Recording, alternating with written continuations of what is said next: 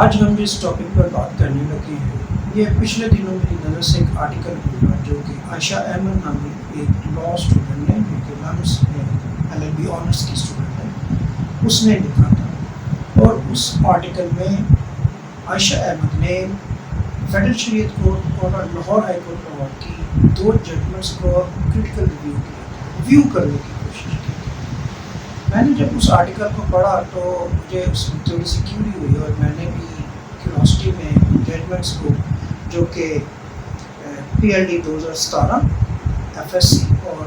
PLD 2012 Lahore کی ہے، میں نے ان ججمنٹس کو گو تھرو کیا، اور ان ججمنٹس کو گو تھرو کرنے کے بعد مجھے لگا کہ اکیڈیمک پوائنٹ آف ویو سے ان ججمنٹس کے اوپر کچھ تھوڑا بہت ایڈ کیا جا سکتا ہے، اور کچھ ایسی چیزیں جو اس میں رہ گئی تھی، پراپر ایکسپلین نہیں ہو سکی تھی، ان چیزوں کے اوپر ڈسکس کیا۔ تو اس سے پہلے کہ ہم آگے بڑھیں، ہم اس پرٹیکولر پوائنٹ کے اوپر جو ہے بات کرتے ہیں جس کے اوپر یہ دو ججمنٹس تھے۔ یہ دو ججمنٹس جو ہیں اور یہ ریویو جو ہے، ایک آرٹیکل جو ہے، یہ ایک یونیک ٹاپک لاء میں سیروگیسی کے اوپر۔ سیروگیسی ہے کیا؟ یہ کرنے سے پہلے ہم اس میں تین لوگ جو انوالو ہیں، فاروق صدیق ایک امریکن نیشنل ہے، فرزانہ ناہید ایک پاکستانی خاتون ہے، اور ان کی ایک نابالغہ بچی فاطمہ فاروق۔ اب ایکچوئل کیا ہوا تھا یہ دیکھنے سے پہلے ہم سیروگیسی پر بات کرتے ہیں کہ سیروگیسی کیا ہے۔ سیروگیسی ایک میڈیکل ارینجمنٹ ہے جو ایک پرسن یا ایک family, male female, husband wife, ایک کسی خاتون کے ساتھ ایگریمنٹ کرتے ہیں کہ وہ ان کے لیے ایک میڈیکل اصطلاح، medical development, medical method use کرتے ہوئے وہ ایک ان کے لیے بچہ پیدا کرے۔ اس طرح کی کانٹریکٹ کو سیروگیسی کانٹریکٹ کہا جاتا ہے، جس میں جو خاتون بچہ پیدا کرتی ہے اسے سیروگیٹڈ مدر کہتے ہیں، اور جو فیملی، سنگل پرسن یا ایک family, male female, husband wife, جو یہ بچہ پیدا کروانا چاہتے ہیں انہیں انٹینڈڈ پیرنٹس کہتے ہیں۔ اب ان کے رائٹس، ڈیوٹیز، لائبلٹیز، اس کے اوپر ہم ڈسکس کرتے ہیں۔ ہم سب سے پہلے یہ دیکھتے ہیں کہ سیروگیسی کی ضرورت کیوں پیش آتی ہے۔ اب سیروگیسی ایک میڈیکل اصطلاح ہے جس میں کہ ایک فیملی یا پرسن یا پرسنز وہ ایک سیروگیٹڈ مدر کے ساتھ ایگریمنٹ میں آتے ہیں، کانٹریکٹ میں آتے ہیں، کیونکہ بائی اینی مینس وہ خود یہ بچہ پیدا کرنے کے قابل نہیں ہوتے۔ اور آگے چلنے سے پہلے میں اس کو بتا دوں کہ یہ اصطلاح اور یہ میتھڈالوجی یہ ساری دنیا میں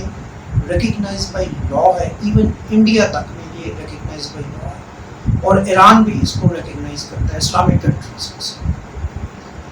اب سیروگیسی کی جیسے ہم نے دیکھا کہ ضرورت اس لیے پیش آتی ہے کہ وہ کسی وجہ سے اس کو بچہ بیئر کرنے کے قابل نہیں ہوتے ہیں، تو اس میں جو ٹیکنالوجی یوز کی جاتی ہے وہ بے تحاشا اور مختلف قسم کی ٹیکنالوجی ہے، لیکن عام زبان میں ہم اس کو IVF کہتے ہیں۔ IVF ٹیکنالوجی جو ہے یہ استعمال کر کے ود آؤٹ انٹرکورس ایک میل کے سپرمز ایک خاتون کی وomb میں رکھے جاتے ہیں، اور وہ خاتون جو ہے اس کو ایک پراپر وقت تک جو ہے وہ جب تک وہ پریگننٹ ہو کے بچہ ڈلیور نہیں کرتی وہ ان کے ساتھ کانٹیکٹ میں رہتی ہے۔ اس میں کچھ فائنینشیل ایشوز بھی ہیں، اور جب فائنینشیل ایشوز آتے ہیں تو یہ کمرشل سیروگیٹڈ کانٹریکٹ بن جاتا ہے، جس کی کچھ ممالک میں ممانعت ہے اور کچھ ممالک میں اس کی اجازت ہے، لیکن ہمارا پرٹیکولر پوائنٹ آف ویو جو ہے وہ صرف پاکستان ہے، اس لیے ہم اس اپنے ٹاپک کو صرف پاکستان کی حد تک نہیں رکھتے۔ اب ہوا کیا کہ فاروق صدیق صاحب نے فرزانہ صاحبہ کے ساتھ ایک ایگریمنٹ کیا، اور اس ایگریمنٹ کو ایک میچور کانٹریکٹ میں کنورٹ کیا، اور میچور کانٹریکٹ کے بعد جب ایک مائنر فاطمہ فاروق پیدا ہو گئی تو خاتون نے اس مائنر کی کسٹڈی دینے سے انکار کر دیا۔ اور ایک جو یونائٹیڈ پریکٹس ہے دنیا میں اس طرح کے بچوں کو لینے کی، وہ اس پریکٹس کو اڈاپٹ کرتے ہوئے فاروق صاحب نے گارڈین پیشن کر دی for the custody of the minor. اب جیسے سے جو گارڈین کورٹس تھیں اور ایپلیٹ کورٹ تھی، انہوں نے یہ کلیم ڈسمس کر دیا۔ اس کے بعد یہ کو میٹر جو ہے ہائی کورٹ میں چلا گیا کانسٹیٹیوشن پٹیشن میں، اور وہ کانسٹیٹیوشن پٹیشن بھی ڈسمس ہو گئی۔ اس کے بعد فردر ریمیڈی جو ہے اویلیبل تھی، وہ اڈاپٹ کرنے کے بجائے یہ لوگ فیڈرل شریعت کورٹ میں چلے گئے۔ فیڈرل شریعت کورٹ نے اس میٹر کو ڈیٹیل سننے کے بعد ایک ججمنٹ کے ذریعے اس کو ڈسمس کر دیا، اور اس میں انہوں نے جو پوائنٹس ہولڈ کیے وہ یہ تھے کہ سیرگیسی کانٹریکٹ جو ہے وہ no contract in the eyes of Pakistani law, اور انہوں نے جو اڈاپٹیشن کا ورڈ یوز نہیں کیا، کسٹڈی کا جو ورڈ تھا اس کے تحت انہوں نے اس کی کسٹڈی دینے سے بھی انکار کر دیا فادر۔ اب اس ججمنٹ کی موجودگی میں جو سیروگیٹڈ چائلڈ تھا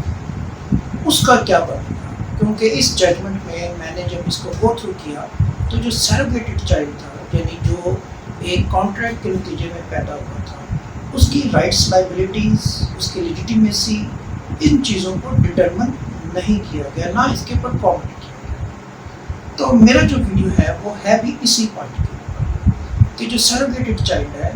کیا وہ لیجیٹیمیٹ چائلڈ ہے؟ تو اس کا جواب دنیا کے مختلف قوانین جو ہیں، اور ایون ہمارا پاکستانی قانون جو ہے وہ دیتا ہے کہ یہ جو سیروگیٹڈ چائلڈ ہے یہ لیجیٹیمیٹ ہے، لیکن اس لیجیٹیمیسی کے ساتھ اس بچے کے ساتھ 3 اور انگریڈینٹس انوالو ہوتے ہیں، جس میں ایک ہے آئیڈینٹی، دوسرا ہے نیشنلٹی، اور پھر ویلفیئر۔ اب آئیڈینٹی جو سیروگیٹڈ چائلڈ ہوتا ہے، جو ایک کانٹریکٹ کے نتیجے میں ایک میڈیکل پروسیس کو استعمال کر کے کیا جاتا ہے، انڈر دی لا تمام دنیا میں اس بچے کی آئیڈینٹی نہیں ہوتی ہے۔ اس بچے کو آئیڈینٹی جو ہے وہ آفٹر اے لیگل میکینزم، ایک لیگل پروسیس کے ذریعے دی جاتی ہے، اور اس پروسیس کو جو کہ ساری دنیا میں استعمال کیا جاتا ہے اسے اڈاپٹیشن کہتے ہیں۔ اڈاپٹیشن کے بعد جو سیروگیٹڈ چائلڈ ہے وہ ایک پرٹیکولر نیشنل بنتا ہے، اور اس کے بعد اس پرٹیکولر نیشنلٹی کے حوالے سے اس کے ویلفیئر کا کوسچن ارائز ہوتا ہے۔ اب اس جو کیس میں جس کا ہم یہاں پر جس کے اوپر ڈسکس کر رہے ہیں، اس میں اس مائنر کو آئیڈینٹی نہیں دی گئی، اس کو لیجیٹیمیٹ قرار نہیں دیا گیا، اور وہ ایک چائلڈ آف زنا کے زمرے میں ڈال دیا۔ یہاں پر جو ہمیں اختلاف تھا، یعنی اس ججمنٹ کے اوپر، وہ یہی تھا کہ انڈر دی لا اگر آپ اس کانٹریکٹ کو ریکگنائز نہیں بھی کرتے ہیں تو جو چائلڈ ہے اس کی لیجیٹیمیسی انڈر ڈاؤٹ نہیں آتی ہے، اور کسٹڈی کے بجائے اس کا اڈاپشن ایشو تھا، جو کہ پراپر طریقے سے اس کوسچن کو سالو نہیں کیا تھا۔ اب اس تناظر میں یہ جو پرٹیکولر مائنر ہے فاطمہ، یہ آئیڈینٹی لیس ہے اور سٹیزن لیس ہے، سٹیزن شپ نہیں ہے اس کے پاس۔ اور جب ایک ایسا مائنر جس کے پاس نہ آئیڈینٹی ہو اور نہ سٹیزن شپ ہو، ہم اس کی ویلفیئر کے اوپر کوئی کوسچن ریز نہیں کر سکتے، کیونکہ وہ سبجیکٹ نہیں ہے کسی بھی پیرنٹ کا یا ایون اے سنگل مدر۔ اور اگر ہم سنگل مدر کی بات کریں تو پاکستانی لا،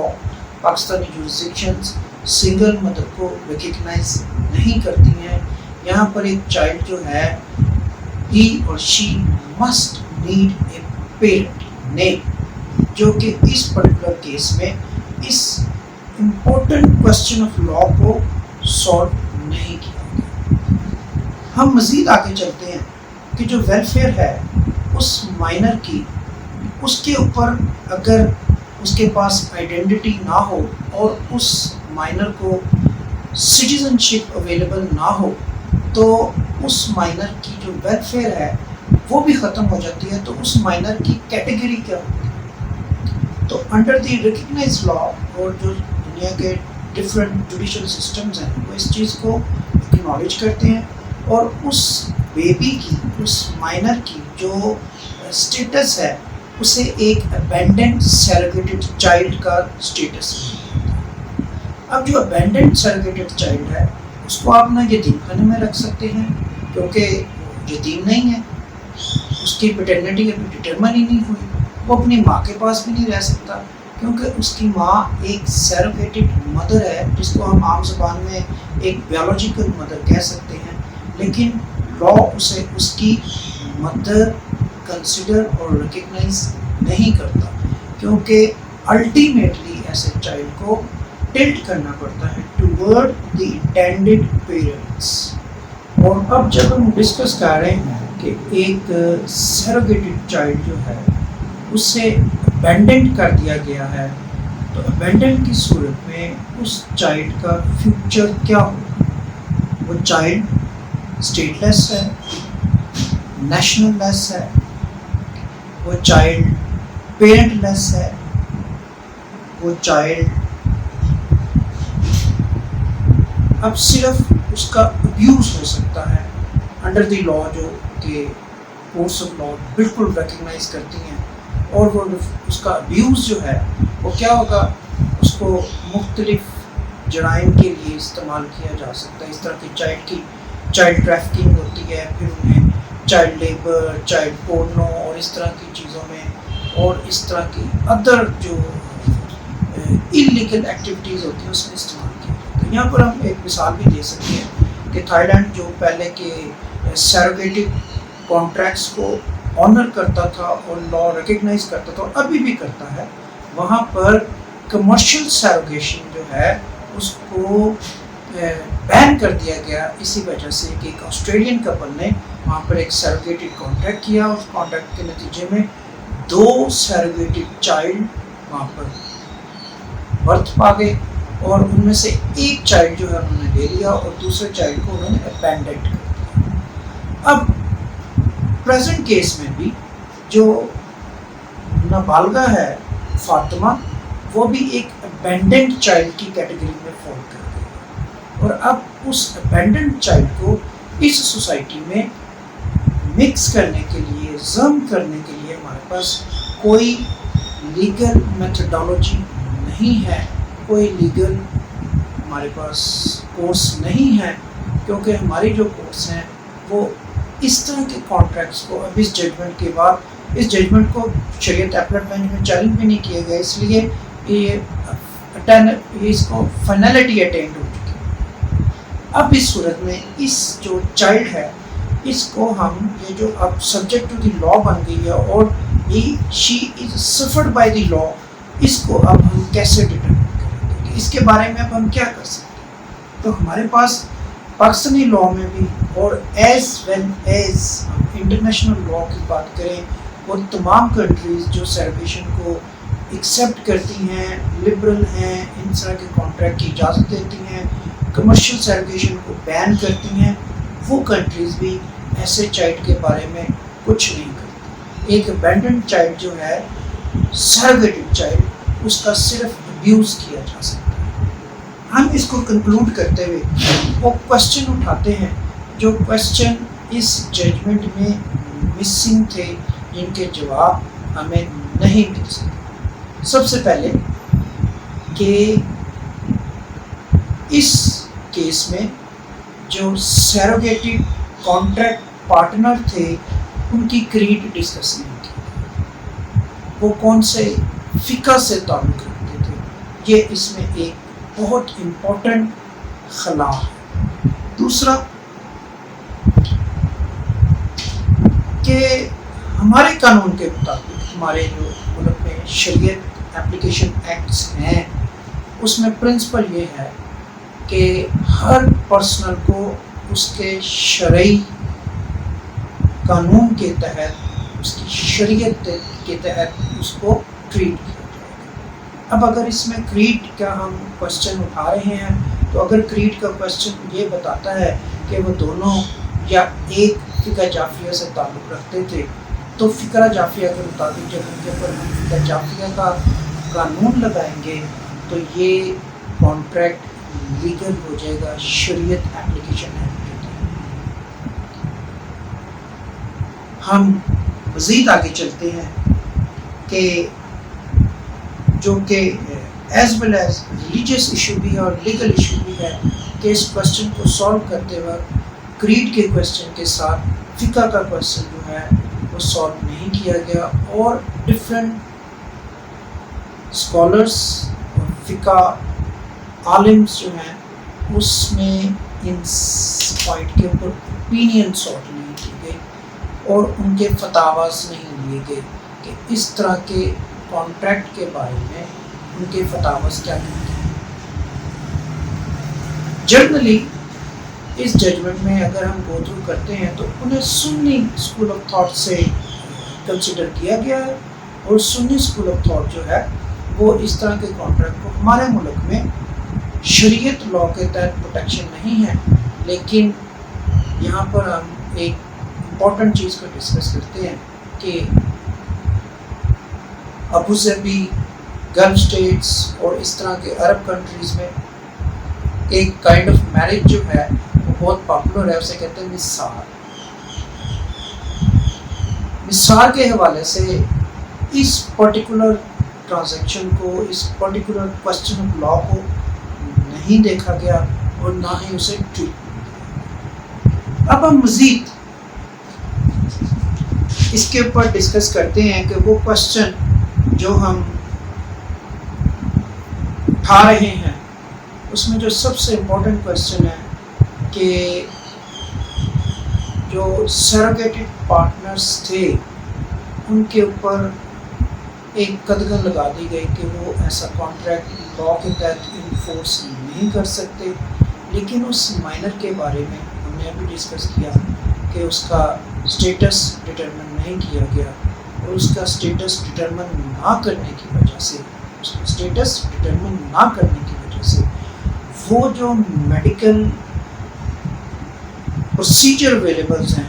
جنہیں ہم آئی وی ایف یا اور اس طرح کی دوسری کنڈیشنز کہتے ہیں, ان کے اوپر بھی ایک شرعی کوسچن کھڑا ہو گیا ہے, ایک لیگل کوسچن کھڑا ہو گیا ہے کہ ان کے تحت پیدا ہونے والے بچے لاء ریکگنائز نہیں کر رہا ہے, اور ان میں جو پیرنٹس انوالو ہیں اس میں جو بچے کا اسٹیٹس ہے اس کے بارے میں بھی بات نہیں کی گئی ہے. یہاں پر ایک اور کوسچن جو آپ اٹھا رہے ہیں کہ فاطمہ کو آئیڈینٹی لیس چھوڑ دیا, اسٹیٹ لیس چھوڑ دیا, نیشنلٹی لیس چھوڑ دیا, اب سوسائٹی میں وہ سروائیو کیسے کرے گی, اس کا اسٹیٹس کیا ہوگا. میں سپوز ہم ایک فرض کرتے ہیں کہ اگر وہ ناہید صاحبہ شادی بھی کر لیتی ہیں تو ان کا ہسبینڈ جب اس بچی کی گارڈین شپ لینے آئے گا تو یہ کوسچن پھر ارائز ہو جائے گا کہ یہ بچی ان کی گارڈین شپ میں کیسے دی جائے. آپ کرتے رہیں ان کی گارڈین شپ میں کیسے دی جائے, اور اگر ان کی گارڈین شپ میں دی جا رہی ہے تو فاروق صاحب کی گارڈین شپ میں کیوں نہیں دی گئی. یہ کوسچن ایک دفعہ پھر ارائز ہو جائے گا اور سیم سچویشن کورٹ کے سامنے پھر آ جائے گی. آلدو کہ ناہید صاحبہ اور کوئی بھی میل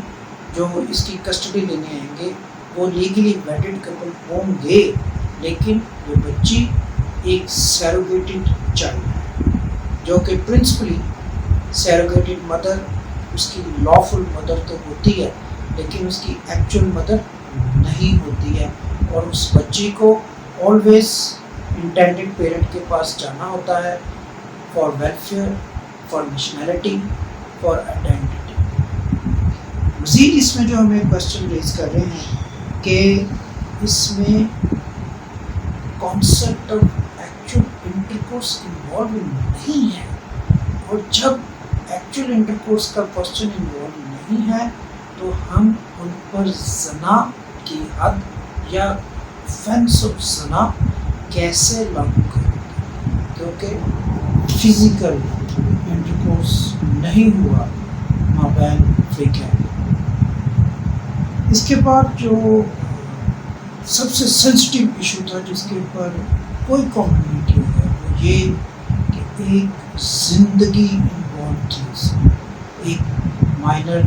جس کے سامنے ایک لمبی زندگی پڑی ہے، اور وہ اس زندگی کو کیسے فیس کرے گی جبکہ اس کے پاس کوئی آئیڈینٹی نہیں ہے، نیشنلٹی نہیں ہے، اسٹیٹ نہیں ہے، اور کوئی ویلفیئر نہیں ہے۔ مزید اس میں میرے ویوز کے مطابق ایک اسلامک پرنسپل آف کفالہ جو ہے، اصول کفالہ جو ہے، کفایت کرنے کا اصول جو ہے، اس کو بالکل نہیں چھوڑا گیا کہ اس بچی کی جو اپ برنگنگ ہے، براٹ اپ ہے، اسکولنگ ہے، وہ کون اس کو مانیٹری ٹرمز میں اس کو کون ہیلپ کرے۔ تو میرے نزدیک پرنسپل آف کفالہ جو ہے اس کو بھی اس میں استعمال کرنا چاہیے۔ Thank you.